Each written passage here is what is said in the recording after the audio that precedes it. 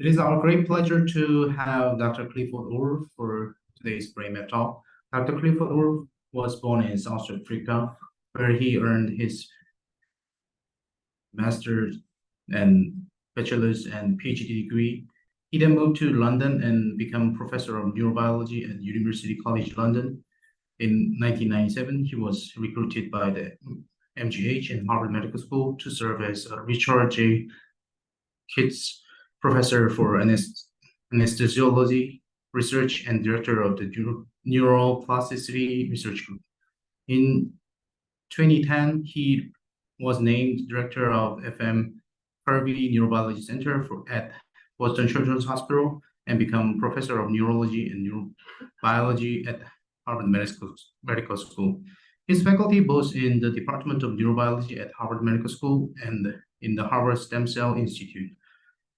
In 2022, he was appointed Black Fan Diamond Chair of Neuroscience Research at Boston Children's.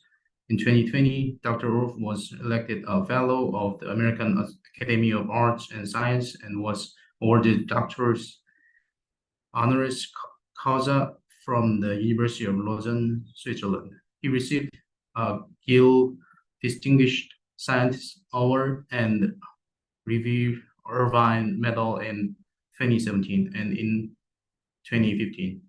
The Carr Award from the American Pain Society. He was published over 320 research papers on molecular, cellular, and system biology, neurobiology, and has 35 issued patents. He has an H index of 166 and over. Sorry for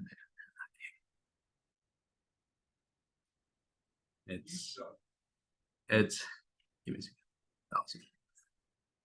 124,000 citations. His research is devoted to investigating how the functional, chemical, and structural plasticity of neurons is involved in both the normal adaptive function of the nervous system and in maladaptive changes that contribute to neurological disease with a particular focus on pain, regeneration, and neurodegeneration, and on the exploitation of the stem cell-derived neuron to model disease and for drug screening. Dr. Woolf has founded several companies and is a consultant and SAB member for several pharmaceutical and biotech companies. I would like to remind our audience to address your question by raising your hands and the Q&A box. It is our great pleasure to have you here, Dr. Clifford Woolf, and the stage is yours.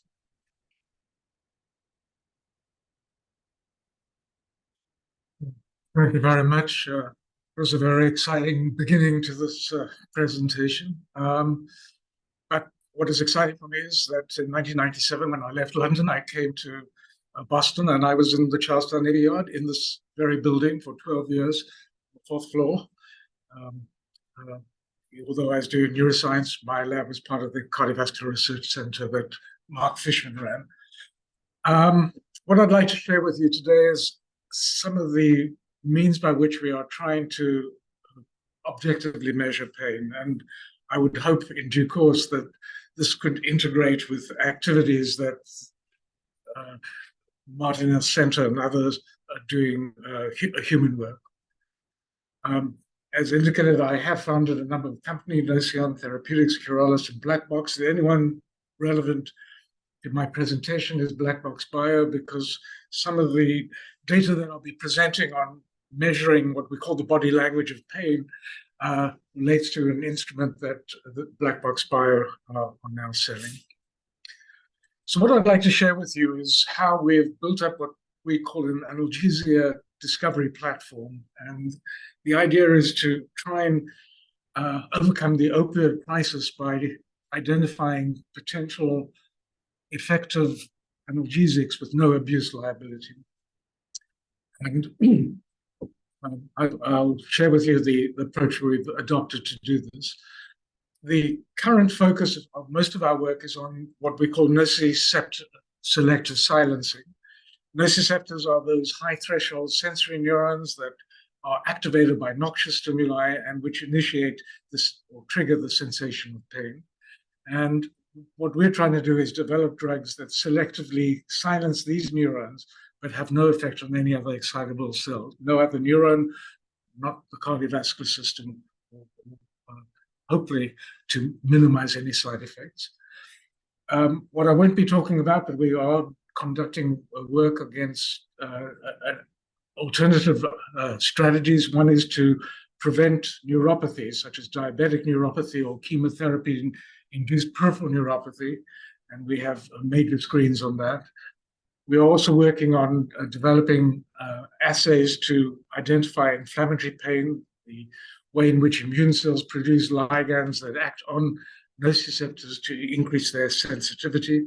And also we are now modeling neuropathic pain, the pain that occurs in the context of damage to nerves. But the one I'm going to discuss today is nociceptor silencing. And this is a project that I'm part of a consortium sponsored by DARPA, the Defense Advanced Research Program Agency of the Department of Defense. And it's a consortium between my lab at Boston Children's Hospital, Peter Sorger's lab, he runs the Lab of Systems Pharmacology at Harvard Medical School, Bruce Bean, who is a member of the Department of Neurobiology at Harvard Medical School and an ion channel expert, and Mark Namchuk, who has recently been recruited from industry to Harvard Medical School to direct its translational activities, and Jen Smith, who runs the screening facility at Harvard Medical School. It's also been a major collaboration with NCATS, the translational arm of the NIH, initially with Ilya Singak, but now with Carlos Tristan. And these on the left-hand side are members of my team who are involved in this particular DARPA-sponsored project. So, okay, so if we are successful in developing nociceptor selective silencers, what could they be used for clinically? Well, nociceptors are responsible for the pain that occurs in the setting of trauma, and that includes surgery. And indeed, there are many pathological states that are driven by activity in nociceptors. And the nociceptor silencer could even be given systemically and topically. If you silence all nociceptors, you would have one particular problem, which is you would lose the protective function of pain. So pain has both a clinical aspect, those patients who suffer from pain, and also a physiological aspect, which informs us of potential danger in the environment. And so we'd have to be very careful if we are successful that this is used in the setting of trauma and surgery. The reason DARPA have sponsored this big program is to try and attempt to develop a means of dealing with battle wound injuries without using opioids. So what is our analgesic discovery platform? Well, we've taken a number of approaches. One of them is using target-based drug discovery, but instead of going for a single target, we are taking a polypharmacological approach. The view is that if you can identify drugs that act on multiple targets that are selected for a particular cell type or a particular disease state, you may get better efficacy profile than going for a single target. So that is one aspect of our work.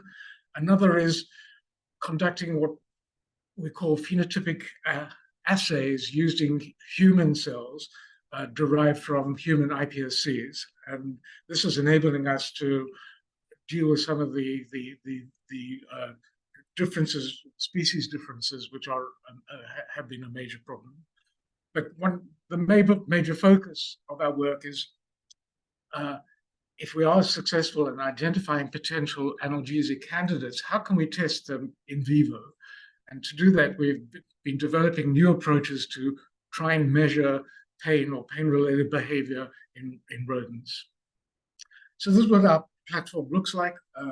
We've started off conducting high-throughput screens using a thallium flux assay that enables us to screen for any ion channel, voltage-gated sodium channels, calcium channels, potassium channels, and we have been running screens with literally hundreds of thousands of compounds. More recently, we've also now begun to use automatic touch clamp as well. So we can, when we identify promising hits, we can now look at the exact effects of these hits on the ion channels, on heterologous expression of these ion channels, using automatic patch in a 384-well format. We then take our hits and then we test them in our human nociceptors. So we can make nociceptors from iPSC lines, and we can record the activity of these human neurons using GCAMP, which is a calcium reporter that we can express in these cells. And as indicated below that picture, this is the kind of recording we get. And again, we can do that in a 384-well format. So we can really do pretty high throughput imaging. And then once we get promising hits, we can then begin to test them. And as I say, that's going to be the main focus of what I'd like to present with you. So just to start off with, how do we make our human nociceptors? Well, as I indicated, this is a collaboration with NCATS. And in fact, we came up with a differentiation protocol, which was just published last year in Stem Cell Reports, on how it is now possible to take iPSCs and put them through a series of stages such that you can generate sensory neurons, which include nociceptors. I've been trying to do that for the last 15 years. In fact, I started that when I was here at in the Navy Yard. For the first 5 years, totally unsuccessful. Eventually, one of my postdocs who now has a lab here in the Navy Yard, Brian Wanger, was successful, but we could only make hundreds of these neurons, whereas if you're running screens, you need millions. And indeed, we now, working with NCATS, are able to generate literally hundreds of millions of these neurons, which are enabling us to run these screens. And that involves an automatic differentiation apparatus that NCATS has. So that once you've got the protocol, it can all be run fully automatically. And this is the essential protocol. We take the stem cells, which are pluripotent, we make them what we call nocispheres by taking them through a series of steps that will be similar to the changes that occur during development, such as forming of neural crest, then the precursors of sensory neurons. And eventually, we come up with these sensory neurons. And by day 15, once you start from the stem cells, you have a pretty clear set of sensory neurons. And as you grow them, they become more mature. Initially, they're pretty immature, embryonic almost. But later on, by day 35, they have expressed almost all the major markers that differentiate nociceptors, and they have the same physiological properties. And we can now record from these cells. We can either do it with GCAMP, as I indicated, but we also can grow these cells on multi-electrode array. And as indicated here, we can record the activity of these neurons. And what I'm showing here is just one of our compounds that we identified through the high throughput ion channel screening. And as we apply increased concentrations of this compound to the human nociceptors, you can see that eventually at 10 micromolar, we completely switch off the activity of these cells. So it's a very nice, simple assay. We do not just run an assay on nociceptors. Obviously, that we start off with that because we want to identify compounds that can silence these cells. But the whole point is selective silencing. And therefore, we run parallel counter screens looking at cortical and motor neurons as well as cardiomyocytes.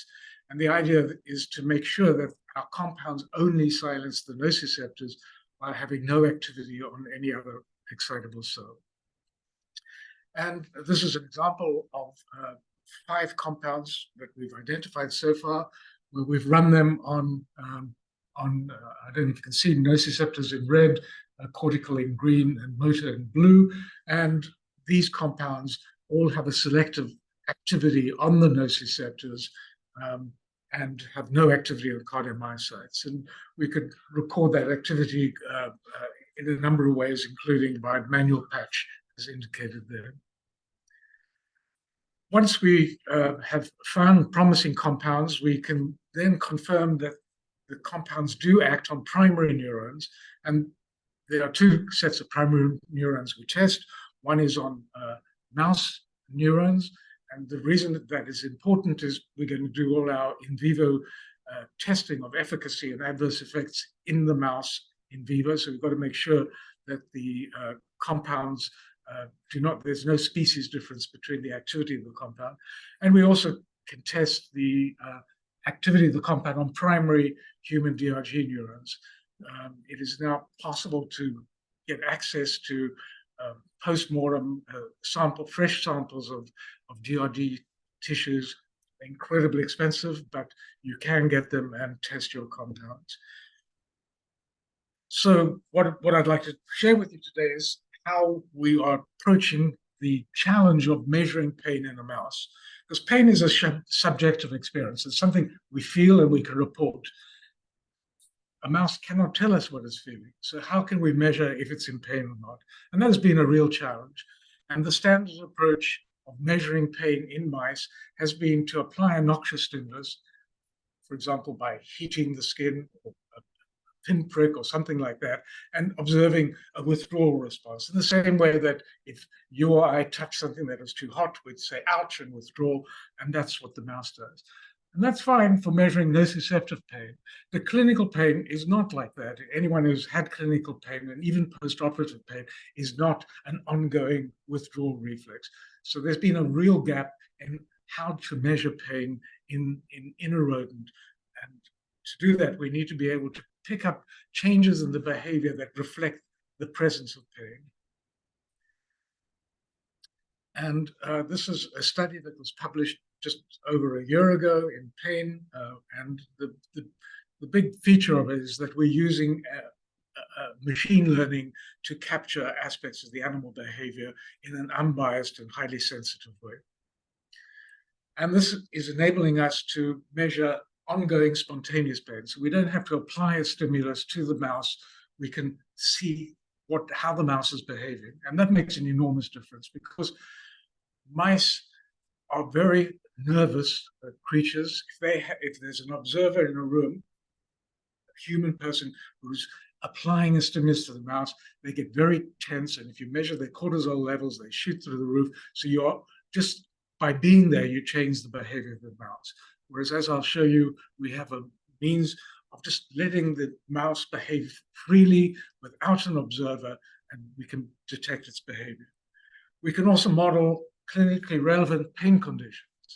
At the moment, I'm going to show you how we're going from nociceptive pain initiated by a noxious stimulus, because we're trying to identify nociceptive silencers, but we are also modeling inflammatory and neuropathic pain as well.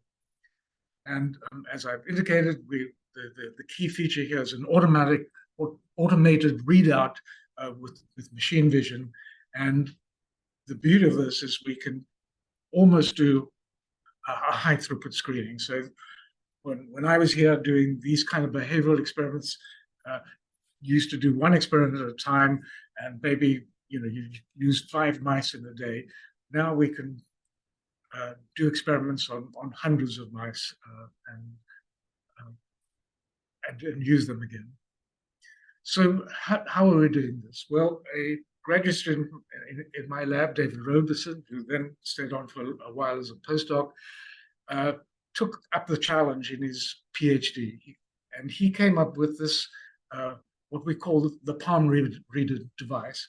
And it's a black box with a glass base. And you put the mouse in it and let the mouse do whatever it wants. You illuminate the box using near-infrared illumination, which to the mouse is completely black. Mice are nocturnal animals, so they much prefer to be in the dark than in the light. And we can pick up the change in body position. And in addition, something really very useful that David came up with was, in addition to seeing the change in body position of the animal, you can also measure its surface contact using frustrated total internal reflection. And the way we do that is that on the side, you put another infrared lamp on the side of the glass. It bounces on the glass, except where there's surface contact, and that sends a luminescent signal that you can pick up. And this is what it looks like. Here we've got, in the purple, we've got the surface contact signal from the FTIR, but you can also see the mouse moving and exploring, and you can see all the different forms of behavior that it's doing. How do we quantify this? Well, there are many different ways. There was a group that started off as Harvard fellows that developed what was called deep lab cut. Since then, there have been a number of advances, and we are currently using a 51 key point skeleton tracking as illustrated here. So you can pick out the exact position of the body in space, and from that measure exactly what the mouse is doing in a completely automatic fashion. And this is work that has been done by another graduate student in my lab, Alex Zhang. And this is what the actual signal that you get out. And it really captures almost all features of an animal's behavior. What we can also do is separate the body position from the surface contact measurement from the pore luminescence. And indicated there on the left is the pore luminescence signal, which is telling us about surface contact. And we can have two separate, or we can coincide them as illustrated here. So the animal's moving, you can see its surface contact, and you can measure what the animal is doing, in this case, biting or licking its paw at the same time as making these surface contact measurements. It turns out that the pore luminescence signal that we pick up from the frustrated total internal reflection is a direct measurement of the force applied to the surface. As you can see here, it's a direct correlation between force and the luminescent signal. So we are measuring how much force the animal is applying to the surface. And then, as illustrated there, you can just see the change in surface contact of the left and right hindpaw as the animal is just freely moving. And obviously, as it lifts up its paw, the pore luminescent signal gets much less or disappears. And then as it puts its foot down, it increases. And we can pick this up automatically. And the beauty of this is that in the past, when we made measurements, pain-related measurements in mice, we would apply a stimulus and measure a response, and you'd have just one chance to measure an output. Whereas here we can measure for as long as you like, and we can get a much more subtle, but a readout that more reflects what the animal is actually feeling. And this is the kind of data we now get. We can identify this is a naive mouse, whether the mouse is locomoting from the change in body position, if it's not moving, if it's doing anything that it may be pain-related, such as biting its hind paw. And as indicated, there are other forms of behavior that we can categorize. And then we can just look at the weight distribution, the ratio between the paw surface contact between the hind paws, the left and right hind paws, and we also are now beginning to do the same thing between the front and rear paws as well. And we could just measure that over here, in this case for 30 minutes, and pick up changes that may or may not reflect what the animal is experiencing. So we started off by using one of the most standard models of testing pain, and this is one that is used almost by all the pharmaceutical industry. It's a pretty crude assay where you inject formalin into the hind paw of the mouse. Formalin, in addition to fixing tissue, causes a direct activation of the TRPA1 receptor that is expressed on nociceptors. So you get an acute activation of the nociceptors, and it also produces inflammation. So you get a series of changes. And as illustrated in this graph, this is an example of the way in which you can measure two phases of flinches. So the injection into the paw causes the animal to withdraw, and that has been the standard readout for this model. They call it phase 1, which is the acute nociceptor activation, and then phase 2, which is reflecting changes in the neuroplasticity in the nociceptive circuits as well. And the way you do that is you take videos and you sit there with a stopwatch and you count how many times the mouse flinches. And that is the standard approach. And that is still the way that 99% of people who use acute pain-related models work. However, we can now forget about that because we can measure changes in pore luminescence as indicated over there. So in red, we've got the change in pore luminescence, the ratio between the left and right pore. We've injected the formalin in the left pore. That means the animal, if it's in pain, it'll avoid surface contact.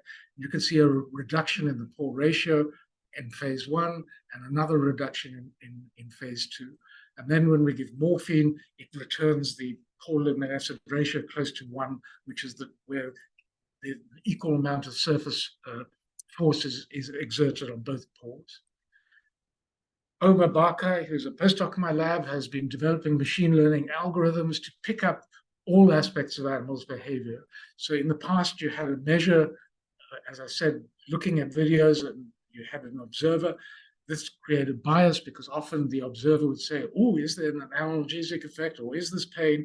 But here, this is done completely automatically using machine learning algorithms. And you can pick up not only the standard flinching, but anything like licking and biting of the paw as well as flinching. And you can see exactly the time course of these behaviors. So now we can inject intraplantar formalin and measure changes in the behavior of the animal. Does this affect its locomotion? Does it cause paw biting? And you can see that there is paw biting. The image I showed you in the naive mouse, there was maybe there was one bite over the full 30 minutes, but now there are big bursts of bite caused by the activation of nociceptors. Plus, in an individual animal, we can see the changes in the pore luminescence, and we can again see a phase 1 and phase 2. And we can now do this in whole groups of animals. You can see the behavior in a naive set of animals, the animals after formalin and after morphine. And frankly, you can now begin to pick up very dramatic changes that reflect the presence of the behavior, but of the presence of pain-related behavior, but also changes that are really interesting because the standard dose of morphine, the absolute standard that is used in almost every preclinical study, turns out not only to reduce the pain-related behavior, but it causes massive hyperlocomotion, which you can pick up at the top graph. That is the locomotion. And so I'll show you later, but we can not only identify changes in behavior that reflect the presence of pain, but also potential adverse effects of drugs.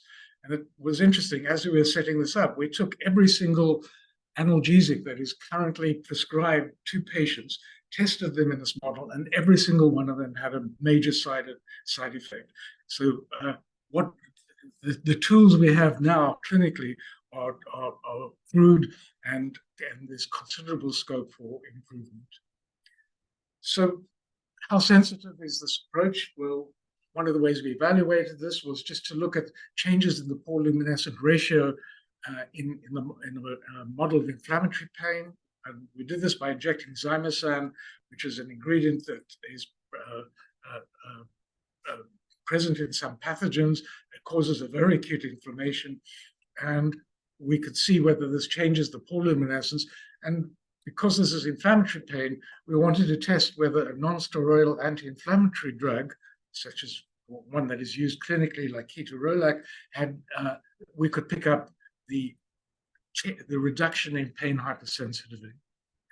And illustrated there on the left is our pore luminescent signal. It starts off at 1, where the surface contact of the left and right pores are identical.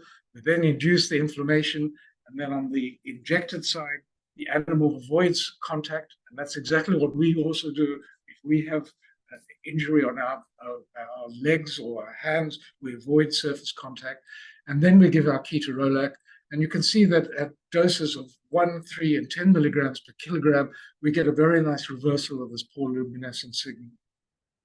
And these these are the exact doses, if you measure the plasma levels, that reflect the exposure that are seen in patients.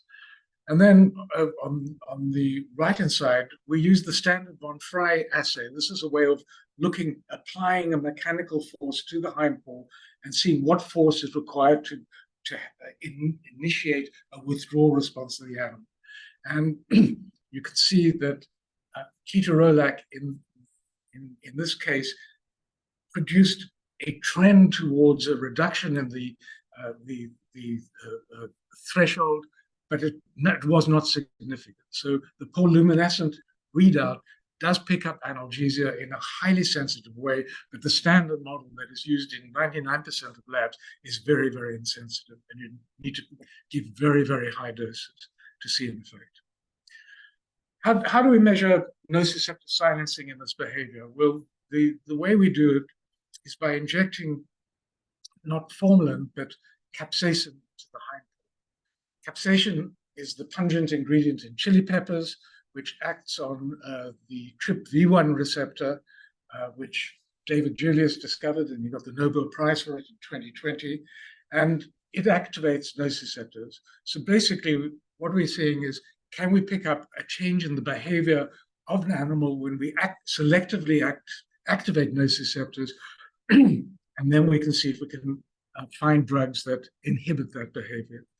So here we have readouts in a naive animal and in an animal after intraplantar capsaicin.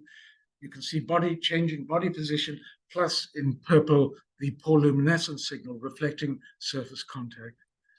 And this is a slowed-down version, but in the naive animal, you can see the purple signal for both hindpaws is pretty equal. Whereas in the capsaicin, you can see it's substantially much less, because the animal wants to avoid surface contact.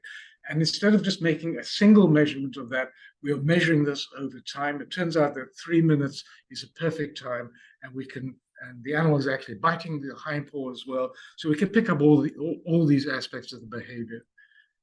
Just to confirm that this is indeed a behavior that reflects the activation of nociceptors, we used a genetic screening approach whereby we took a TRPV1 Cree and used that to deliver a diphtheria toxin to the nociceptors, which kills them off. So we have eliminated the nociceptors in and out, and we then apply the capsaicin, and the behavior completely disappears. So this does reflect the change in flinching, as well as the change in surface contact, reflect the activation of nociceptors. And now we can apply drugs to test them. And here we're giving morphine, and we do get an effect with morphine, but at a very high dose. The dose that you require to suppress this nociceptor-mediated activity is completely suppressive, is 10 milligrams per kilogram. If you gave a human 10 milligrams per kilogram of morphine, they would stop breathing and die. So that is a toxic dose of morphine, and that's the standard dose that's used in rodents. It's crazy. You're using a toxic dose of morphine to try and test analgesics. So our challenge has been to try and find something that we can apply that would be safe in mice and safe in humans. And the safety aspect is, I think, just as important as the efficacy. So here we can measure the animal exploring this box. In a naive animal, you can see it wanders around, it grooms, it rears. We can pick all of this behavior, and we can see exactly what the animal does. If we then give 2 analgesics, amitriptyline, which is a complex drug that has amine uptake inhibition as well as sodium channel blocking, but if we give that at the standard dose that is used to identify analgesia, we see a dramatic reduction in the behavior, the freely moving behavior there. The animal is sedated. So at the dose that causes analgesia, the animal is heavily sedated. And if you ask patients, if they take amitriptyline, they say exactly the same thing. They feel sleepy, they feel tired, their cognitive functioning is impaired. And then if we give morphine at the standard dose that produces analgesia, we get this massive increase in locomotion. So morphine has many effects, but we can also pick up these adverse effects in this automatic way. So we can get a real balance between efficacy and safety, and we're looking for both of those. So are we able to get nociceptor silencers? So here are a set of compounds that we've tested in the capsaicin model. In the vehicle control, because of the injection of the capsaicin, the pore contact on the injected pore is substantially reduced, so the luminescent ratio between the two pores is just over 0.5. But as we give drugs, we can find some significantly reduce this reduction in pore surface contact. And interestingly, there's some drugs where the animal applies even more pressure to the injected side. And it's the same recording. We can, this is the beauty of it, not only can we record pore luminescence as a way of measuring surface contact, but in the same recording, we can pick up other aspects of the behavior that reflect the presence of pain. So in the vehicle side, the animal is, as you can see, licking and biting its paw because of the activation of its nociceptors, whereas on the compound X, the animal has been injected with capsaicin, but the paw licking and biting is very substantially reduced. And so we're measuring pore luminescence as well as these changes, as well as the locomotion of the animal. So Alex Zhang has been turning this into what he calls the body language of pain, and he's just spent 1 year postdoc. And what is interesting, he's working with 2 groups here at MGH to try and apply the same body language of pain to patients as well as to mice. And he's very keen to see whether we can use this approach to much more quantitatively and sensitively measure pain in patients.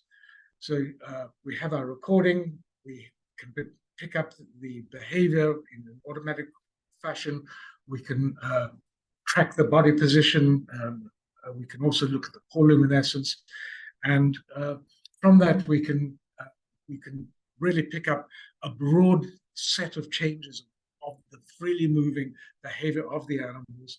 And this is enabling us to pick up some behaviors that we think are relevant. And this is what we call a supervised approach, for example, paw licking or paw biting.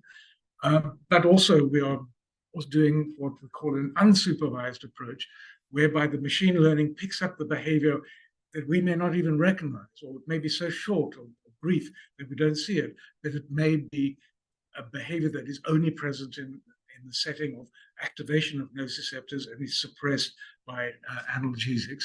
So we are able to pick up new measures as well as standard measures in a fully automatic fashion.